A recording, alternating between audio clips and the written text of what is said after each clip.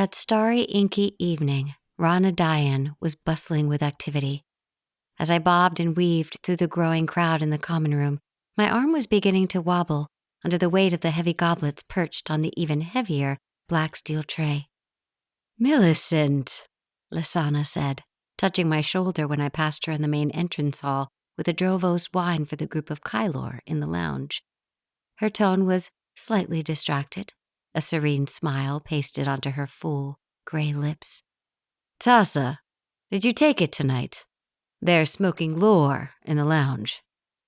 "Already took a vial," I told her, flashing her a small, reassuring grin, even as the tray began to shake.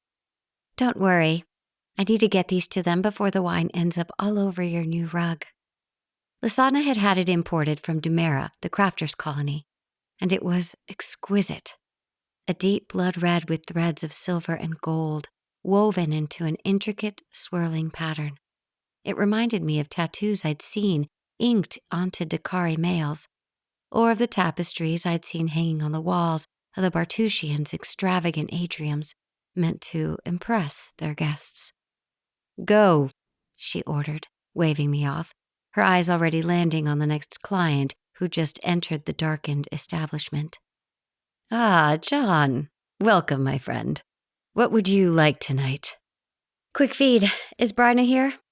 John of House New replied, shaking off her wings in the entry, sending drizzly little drops onto the walls from the rain.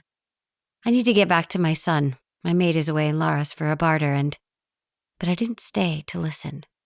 Repositioning my grip on the tray, I continued into the quietest room, the lounge, which was right off the main entrance hall.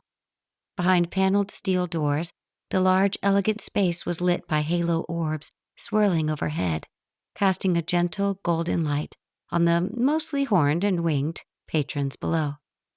The silver smoke of lore floated gently in the dim lighting.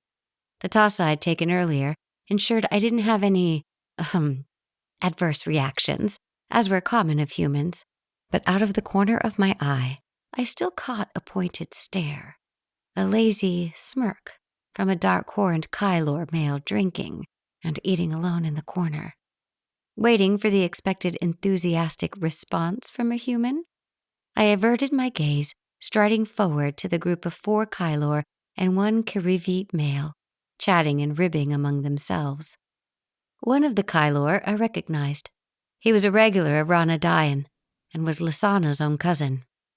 "We're still working in this hovel, are we, Millicent?"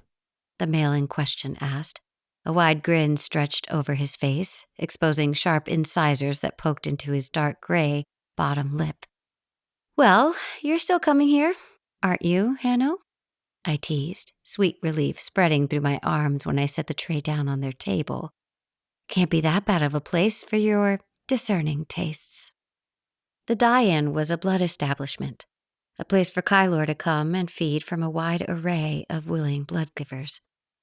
Rana Diane was well known as one of the most exclusive and select establishments, not only in the province of Urzos, but throughout the entirety of Kalium, for its upscale ambiance dripping in quiet extravagance, for its location so close to Urzos Keep, for the attentive, meticulous service.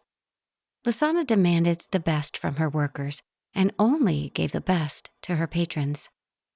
2 months prior, she had employed me, though not as a blood giver. For now, I was cleaning after prime hours and serving food and wine to patrons to go along with their blood givers' necks and wrists in my pristine and pressed uniform, not a speck of dirt or dust on my face.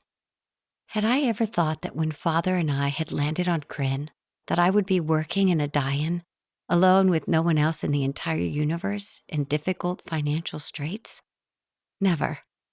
But Father's body was on Horin in the first quadrant, and it would take many, many credits to bring him back to Kryn. Credits I didn't have, not yet at least. And so I pasted on smile after smile at wealthy patrons who frequented Rana Diane,